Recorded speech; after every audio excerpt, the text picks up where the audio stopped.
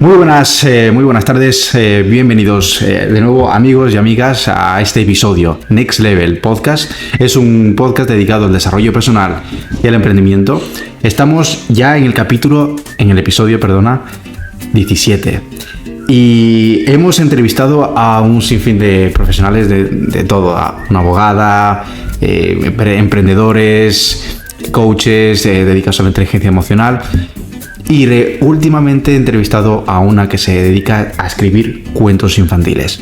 Pero tenemos un perfil diferente. Tenemos hoy, en el episodio 17, a José Antonio Cebrián López, J, más conocido, escritor de camionero y escritor. Y lo tenemos aquí, que nos va a presentar sus obras, que son muy interesantes. Me encanta a mí la novela histórica. Y por la forma en la que la cuenta, pues estoy seguro que os va a transmitir muchísimo para todos aquellos que os encanta la literatura, que os encanta la novela histórica. Vamos a conocer a José Antonio Cebrián López. ¿Qué tal, Jota? ¿Cómo estás? Hola, buenos días. Pues bien, estoy bien aquí y muy agradecido de que te hayas acordado de mí, porque es importante dar visibilidad a mis obras, y la verdad es que estoy muy agradecido y muy a gusto. Sí, y la verdad es que me ha llamado la atención algunas cosas sobre ti, sobre todo pues el tema de que eres camionero, ¿no? Así es. Y te aventuras con la etapa de escribir. ¿Cómo es eso? Pues mira, eso es sencillo. Bueno, sencillo cuando se sabe. Yo, bueno, pues hace muchos años, unos 20 años o por ahí, pues llamábamos a la radio y, bueno, pues a raíz de un locutor de radio, sí, yo llamaba y, bueno, pues ese hombre de Julio, que tenía un tipo de talento oculto, y vio que tenía la facilidad de expresarme, de escribir, y bueno, pues a raíz de ahí pues empecé a escribir cosas, poemas, sobre todo poemas, y bueno, pues con el tiempo vi que lo que escribía gustaba y estaba bien, y pues me picó el gusanillo de la escritura, y desde entonces pues he escrito muchísimos poemas, muchos, unos me lo han recitado en la radio, y bueno, pues hace cosa de 6-7 años, no recuerdo exactamente ya cuánto, me atreví a intentar escribir mi primera novela.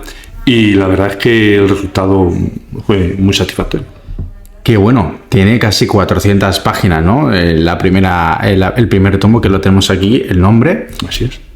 ¿Y qué te voy a decir? O sea, tu profesión como camionero, digamos, en las carreteras, ¿no? Seguramente, pues, pasar tanto tiempo de viaje de un sitio a otro, ¿te habrá inspirado o no? Sí, claro, por supuesto. Tú te das cuenta que, bueno, pues yo ahora mismo tengo la ventaja de que hago transporte internacional y son tiradas largas, sobre todo a las zonas de Normandía, al sur de Alemania, Holanda, Bélgica, Luxemburgo y mucho Suiza. Y tienes tiempo para pensar, y si tienes, por ejemplo, una inspiración como me vino a mí con la primera novela. ¿Cómo fue eso? Pues es sencillo, yo tenía una idea.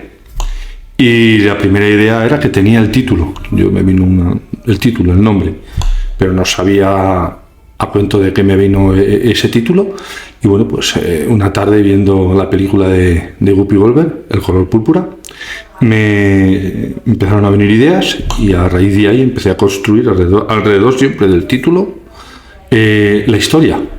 Y a mí lo que me ayuda mucho y me inspira mucho el conducir y mi trabajo es que paso muchas horas solo, y cuando necesito inspirarme me pongo sobre todo bandas sonoras de películas. Para mí es muy importante, además de hecho es un factor que sería imposible sin él, que es escuchar cuando estoy escribiendo, me pongo mis cascos y sobre todo bandas sonoras. Para escribir la primera fue El Código Da Vinci. Wow, ya. En Spotify, ¿no? Supongo. Exacto. Sí. Sí, bueno, yo también tengo la pasión por la escritura.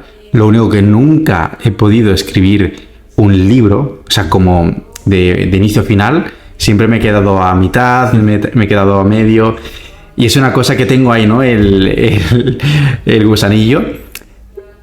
Pero conlleva una carrera de fondo, es decir, escribir, muchos empiezan, como yo, pero pocos acaban. Entonces, ¿qué es lo que te determina para ti el poder acabar un libro y completarlo como lo tienes ahora? Pues a mí lo que me lleva es que la idea que yo quiero plasmar en el libro, a mí lo que me hace es, me relaja mucho escribir, muchísimo, y me lleva a seguir o a continuar escribiendo cuando, obviamente, cuando estás escribiendo vas repasando y vas mirando las cosas y ver que tiene sentido, que le vas dando una forma a unos protagonistas, haces vivir a unos protagonistas que en la realidad mucha gente cuando los ha leído dice, es que me identifico con este o con este o con este otro, y eso es lo que todavía más me da pie a seguir escribiendo, y eso es lo que me motiva a seguir escribiendo y a contar historias que a la gente les haga sentirse como los protagonistas, tanto unos como otros. Claro. ¿Cuál es la clave para crear buenos personajes? Personajes que enganchen a la audiencia. Para mí, bajo mi punto de vista, como autor de 2 novelas, lo que a mí me invita a que los personajes se identifiquen con alguno es porque yo directamente, cuando los estoy escribiendo, me estoy metiendo en el papel de quién estoy escribiendo. Por ejemplo, en este caso, aquí hay 9 protagonistas bien definidos y, sin embargo, para mí, yo me he identificado muchísimas veces con el caballo, que es el protagonista para mí de la novela, independientemente de que esté Teresa, Somba, Valentín, ¿vale? Pero a mí lo que me hace escribir con ese sentimiento y esas ganas es que cada protagonista que escribo, yo me siento dentro de él. ¿Me entiendes? Vale. Lo empatizo tanto a la Carmenia, en este caso, que es mala, como a la Teresa, que es la hija, que es buena. O sea, que te desdoblas, digamos que desdoblas tu personalidad en función de los personajes. Aplico los sentimientos que esa persona o ese protagonista pueda tener en ese momento y me desdoblo yo sintiéndolos. ¿Me entiendes?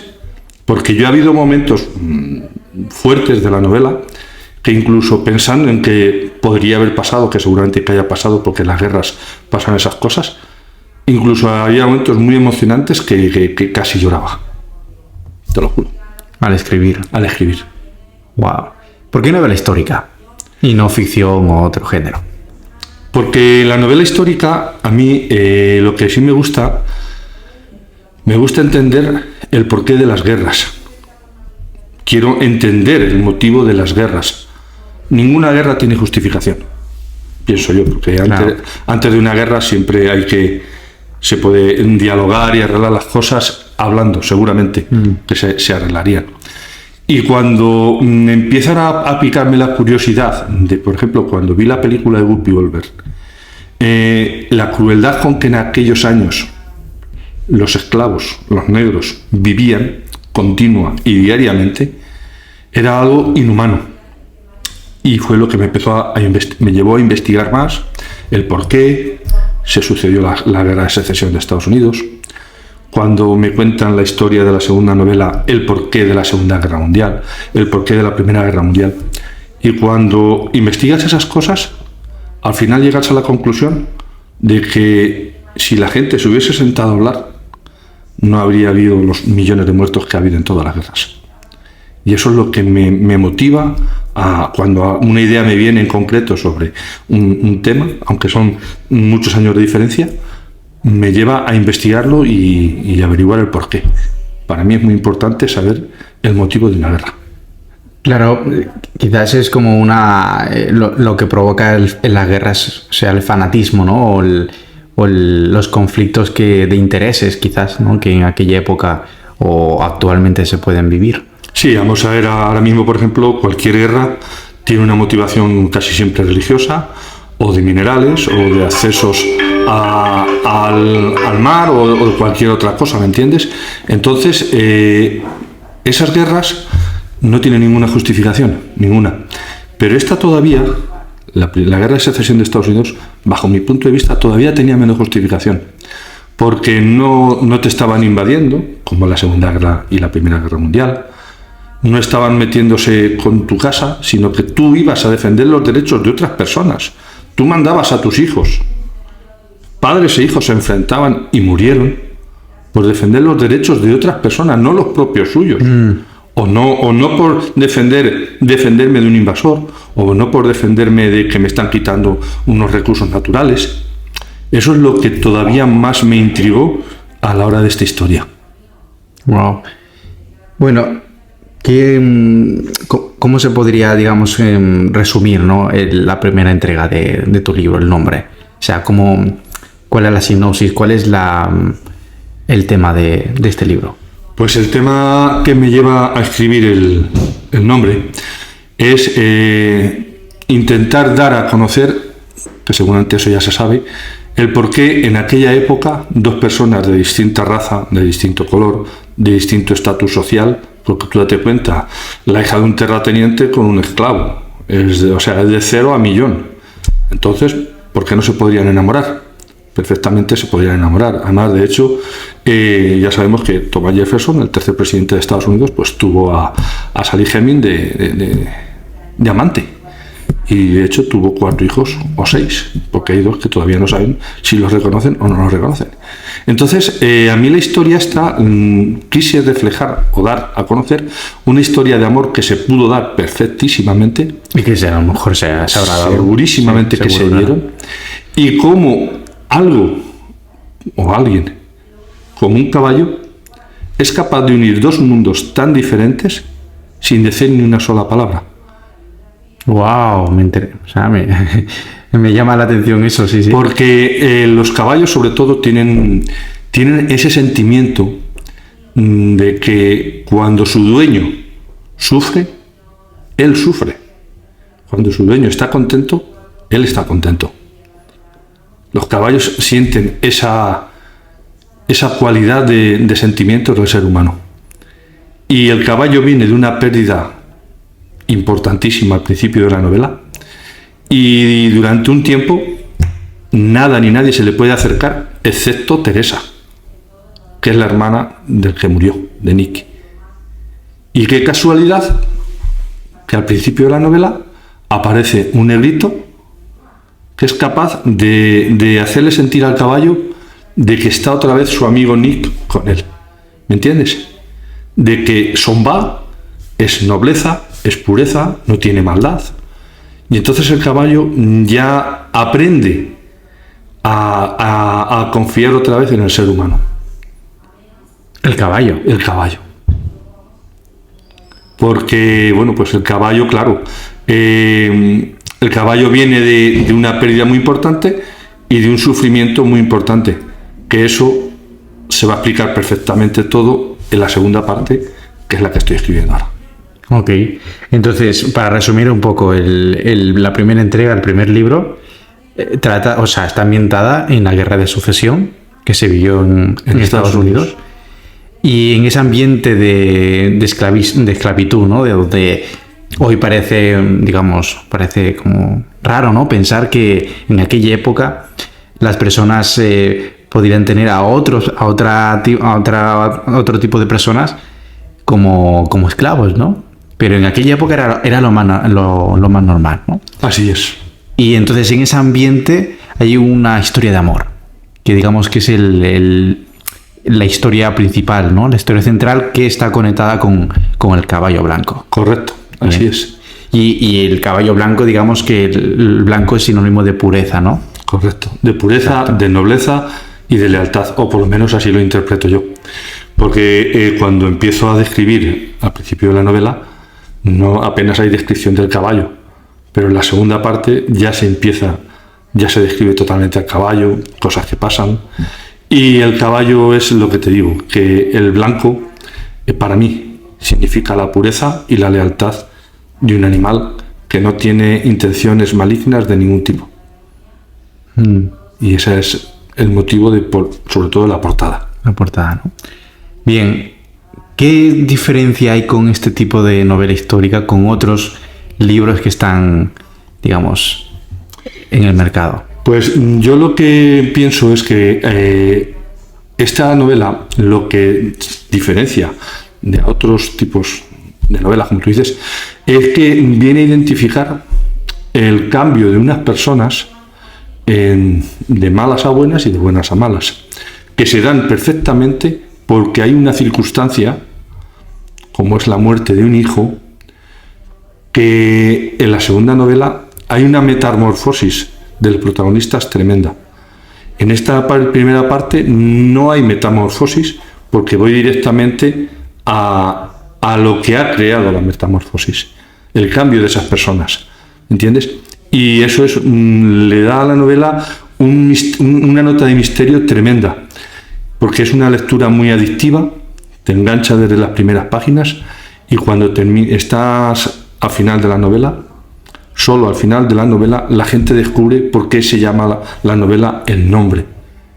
¿Entiendes? De hecho, pues mira, aquí detrás se ve perfectamente. Sí, si crees Teresa. ¿Lo acercas? Uh-huh. Eso es una joya que le regala el padre a la hija y para encontrar lo más importante para una madre, que es un hijo, tiene que partir la joya. Y la novela se desarrolla en 2 escenarios distintos, bien diferenciados, y eso es lo que diferencia otras novelas, que te está manteniendo hasta la última página la intriga y te deja con muchas preguntas porque tiene segunda parte. Y eso es lo que más me satisface de la novela, que la gente lo descubre enseguida que tiene segunda parte. ¿Qué dicen tus lectores actuales de tus novelas? Pues mira, la verdad es que estoy muy, muy satisfecho de las opiniones que estoy recibiendo, tanto de mi gente de mi pueblo como de varias bibliotecas donde he estado, encuentros con lectores, y dicen que es una lectura, lo que te acabo de decir, adictiva, es una lectura que engancha, es una lectura que transmite mucho, porque soy un escritor que escribe mucho, mucho con el sentimiento, y me gusta tocar la fibra de las personas porque, lo que te he dicho al principio de la entrevista, muchísimas personas se identifican siempre con algún personaje. Siempre. Hay gente que cuando han leído la novela dice, es que la madre es mala, malísima. Y entonces yo le digo, si se te hubiese muerto un hijo en la guerra, ¿le echarías la culpa al responsable de la guerra? Por supuesto. Digo, a lo mejor la madre no es tan mala, malísima. Y si, ¿cómo lo has hecho así? Digo, porque me gusta. Primero, dar un personaje y luego que hay una transformación y la gente sepa por qué hay esa transformación. Y todo eso aparece en la segunda novela, en la segunda parte. Wow. O sea, hablemos un poquito de los protagonistas. Me dices que hay 9 protagonistas bien definidos, ¿no? Sí. Háblanos un poquito de ellos. Mira, yo por ejemplo, a mí, independientemente de Nerón, que el caballo se llama Nerón, y la yegua, que es la yegua de Teresa, se llama Azalea, el protagonista que más disfrutaba escribiéndolo son los 2, Cecilia y Valentín. Cecilia era el ama de llaves, o la aya, como yo se decía, la aya es la que los criaba desde pequeñito y los educaba, ¿vale? Y Valentín es un hombre que tiene mucho sufrimiento por parte tanto de su raza como por parte de los blancos, porque ha llegado a su tierra, allí a la casa desde pequeñito, desde muy joven, y de alguna forma se siente ya identificado con la familia de Theodor, que es el coronel, y de Carmenia. Y para mí esos 2 protagonistas no me costó apenas escribirlos. Sin embargo, el que más me costaba darle el punto de crueldad, ¿sí?, era a la madre, ¿vale? Porque claro, ¿cómo pensaba, como decían muchas personas, muchas lectoras, cómo se te ocurrió que una madre sea mala para su hija? Y entonces yo, cuando le estaba escribiendo el protagonista de Carmenia, decía, mala no, yo tengo una hija y quiero lo mejor para ella.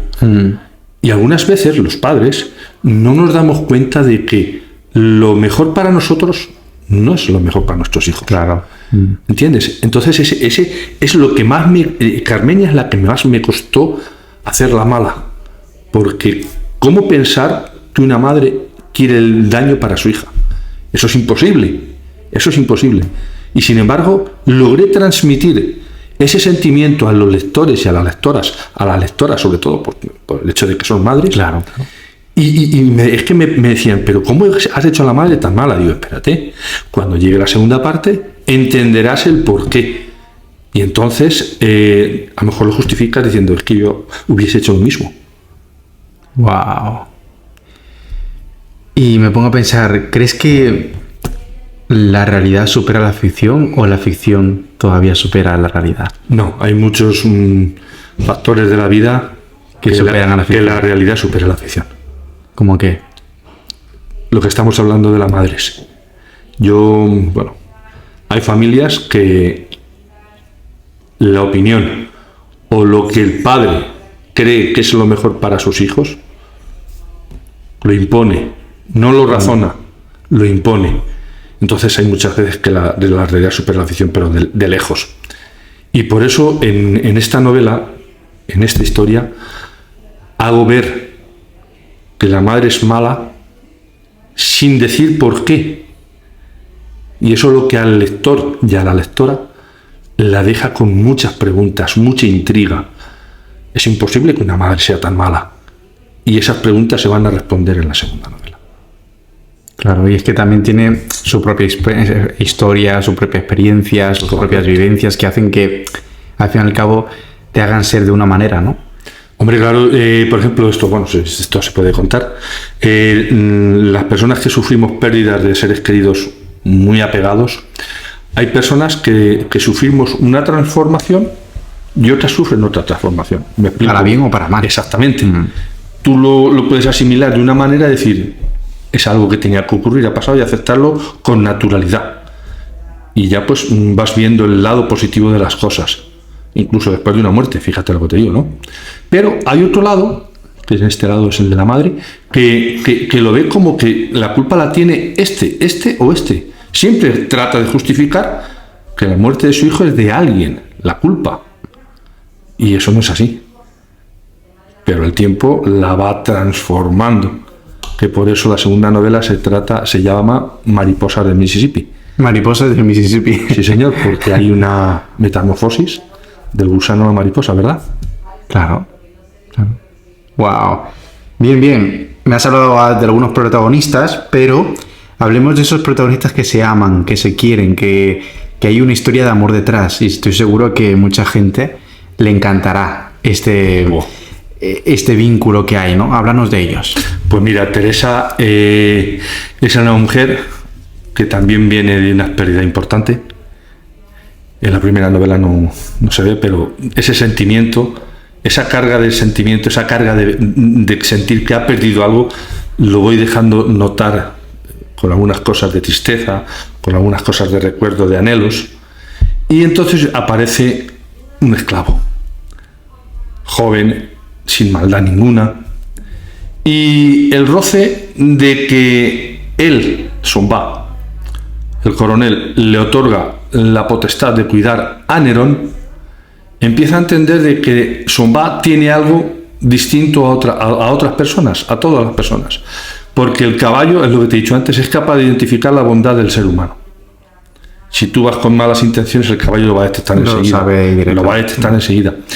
Y ella detectó que cuando Sonba se acercaba a Nerón, era distinto al otro cuidador, a Cuarterón, que es el que le tiene tanto odio a Sonba, porque le ha quitado la potestad de cuidar al caballo.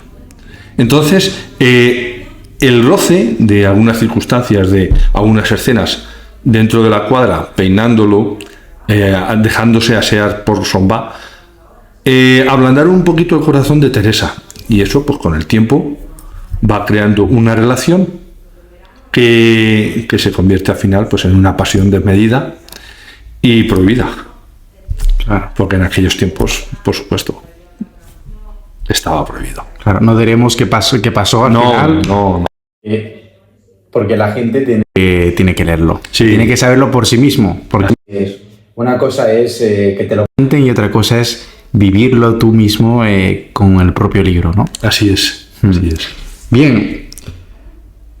Llegando a la final de este episodio, tengo una pregunta que me gustaría hacerte, porque cada escritor pues tiene sus formas, ¿no? Pero ¿hay algún escritor que te haya inspirado o que sea tu referente, que lo sigas mucho para escribir o lo haces por tu cuenta? Vamos a ver, no tengo ningún referente escritor referente que haya seguido. Me gustan varios, me gusta García Márquez, me gusta JJ Benítez, como te he dicho antes, también Arturo Pérez Reverte. No tengo ninguno en concreto, simplemente, pues, por ejemplo, la lectura de lo que el viento se llevó, de Margaret Mitchell, ¿vale? Sí. Esa escritura y esa lectura me ayudó mucho a escribir la primera parte y lo que estoy escribiendo ahora. Pero concretamente no tengo ninguno. Me gusta leer, he leído varias cosas y no tengo ningún referente. Vale, y para alguien que quiere escribir, pero que le está costando, digamos, ese proceso de escritura, ¿qué le podrías recomendar? Tú que ya pues has acabado 2 novelas y que estás en la tercera ya, ¿qué le podrías recomendar? Pues lo primero, que tenga claro sobre lo que quiere escribir. Lo segundo, que escriba con mucha pasión. Para mí es fundamental escribir con pasión. Soy una persona muy apasionada y me gusta transmitir toda la pasión que yo siento, tanto para bien como para mal, me gusta transmitirlo. Y lo que sí le recomiendo a aquel escritor que se atreva a empezar a escribir alguna historia, de lo que sea, da igual, es que lo escriba con pasión, que intente transmitir la pasión suya al libro, a las letras.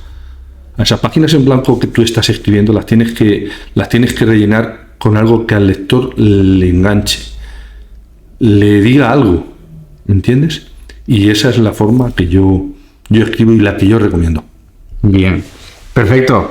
Pues el nombre de José Antonio Cebrián López, J, pues esperemos que la gente tenga, pues, le enganche, como tú dices, y que por supuesto también pues pueda también engancharse con el segundo tomo, que lo tengo aquí. Así es. Bala Roja, que por cierto es más grande, ¿no? Es más grande que el primero. Sí. Tiene pues aproximadamente 430 páginas por lo que veo aquí. Exactamente, sí es. Más, 461.